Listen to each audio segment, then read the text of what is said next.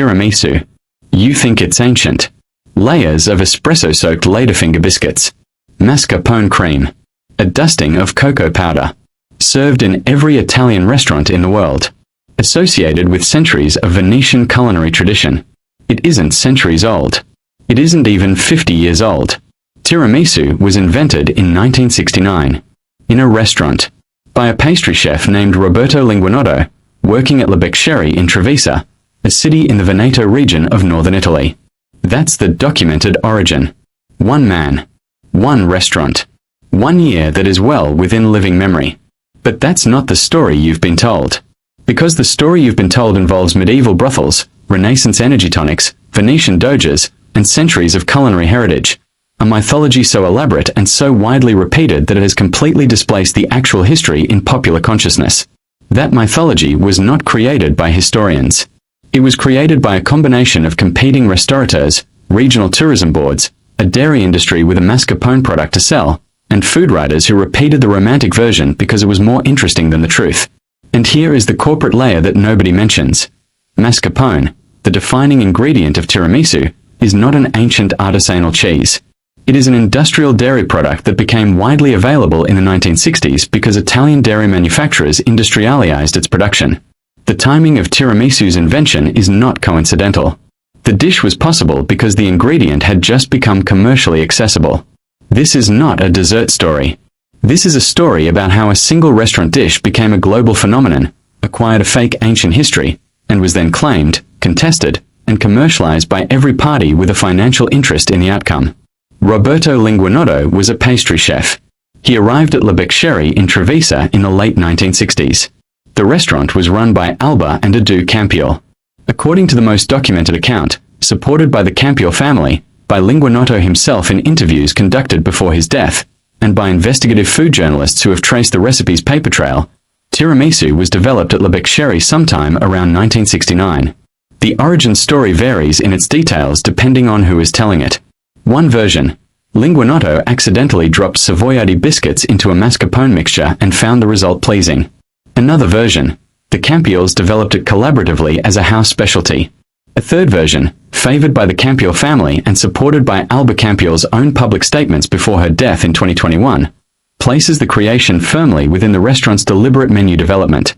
What is consistent across all documented accounts is the year, the location, and the people involved. Beccherie, Treviso. Late 1960s to early 1970s. What is also consistent is what happened next. The dish became popular. Extremely popular. Other restaurants in the Veneto region began serving versions of it. Food writers encountered it. By the 1980s, it had spread beyond the Veneto to the rest of Italy. By the mid-1980s, it had appeared in food publications outside Italy. And as it spread, the origin story began to change. A dish that is 50 years old does not automatically acquire the cultural weight needed to justify its place on the menus of fine dining restaurants worldwide. Ancient origin helps. Romantic history helps. A story that connects the food to something larger than a single restaurant in a mid-sized northern Italian city helps considerably. The mythology that attached to tiramisu was not a single invented story.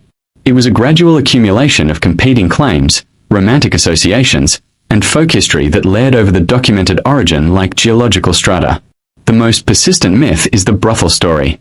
According to this narrative, tiramisu was invented in Treviso brothels as an energy supplement for their clients, tiramisu meaning lift me up in Italian, implying the dish provided a physical boost through caffeine and sugar.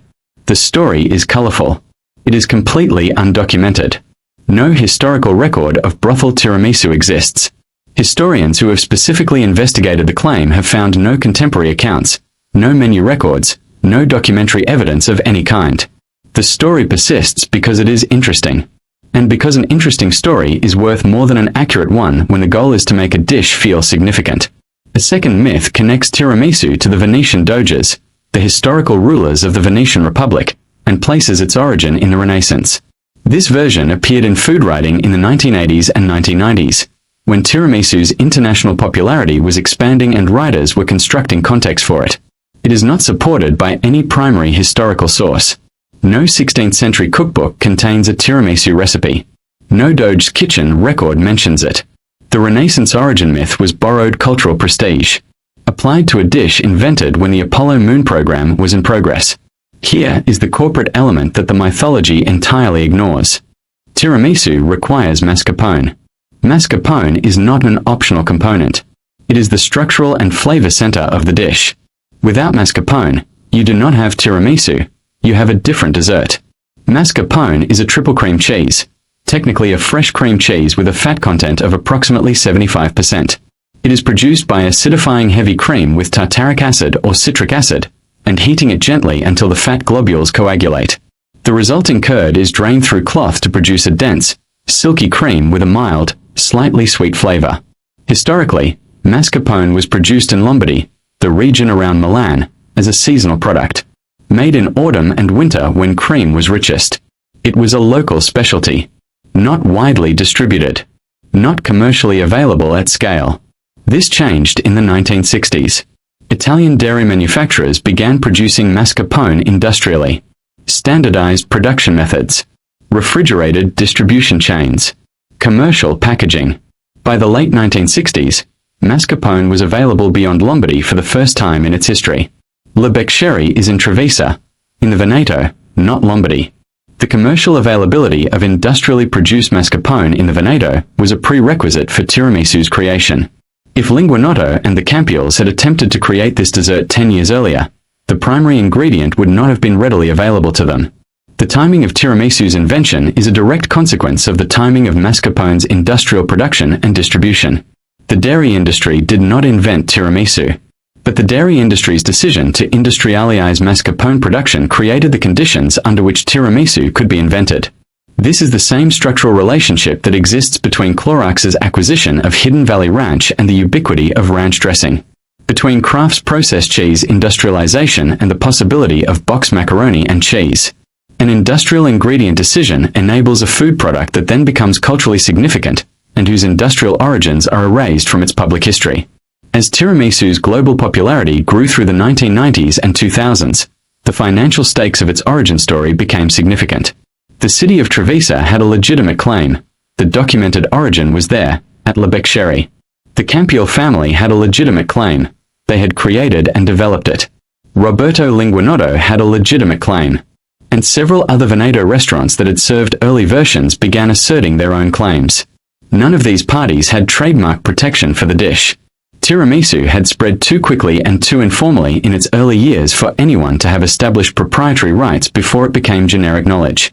In 2013, the Friuli-Venezia Giulia region of Italy, not Veneto, not Treviso, filed a request with the Italian Ministry of Agricultural, Food and Forestry Policies to register tiramisu as a traditional agri-food product, PAT, of Friuli-Venezia Giulia. Their basis was a claimed alternative origin.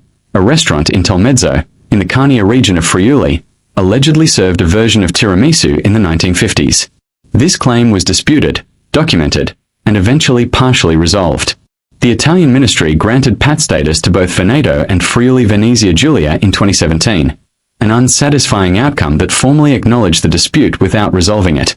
The economic motivation was transparent.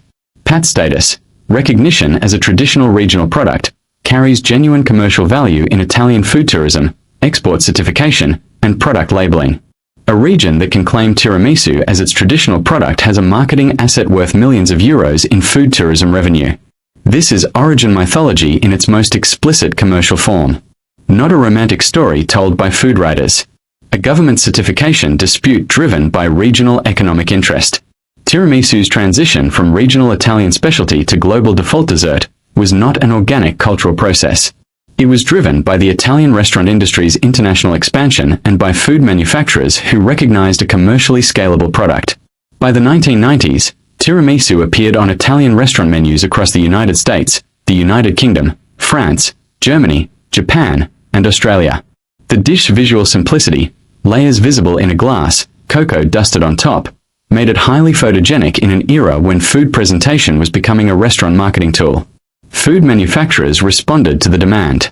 Pre-made tiramisu, in individual serving cups, in full restaurant-sized trays, in frozen format, became a significant commercial food product category.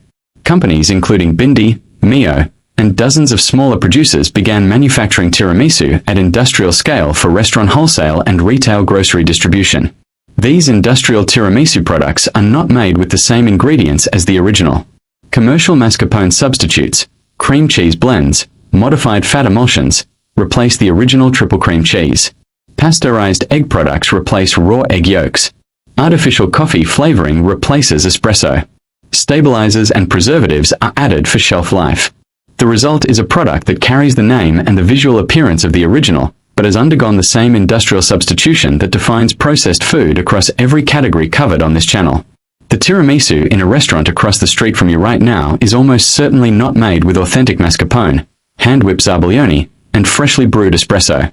It is made from a commercial tiramisu base that was manufactured in a factory, vacuum-sealed, and shipped in a refrigerated truck.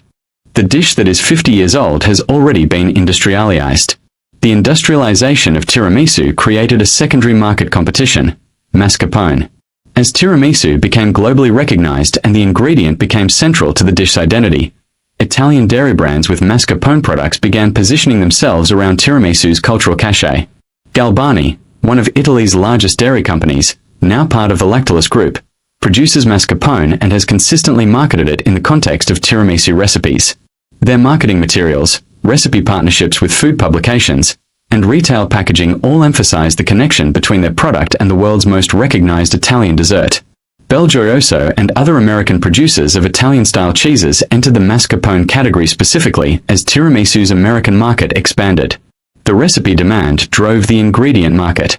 This is the same mechanism by which Hidden Valley Ranch drove sour cream sales, Campbell's drove French's onion sales, and General Mills drove Betty Crocker cake mix sales.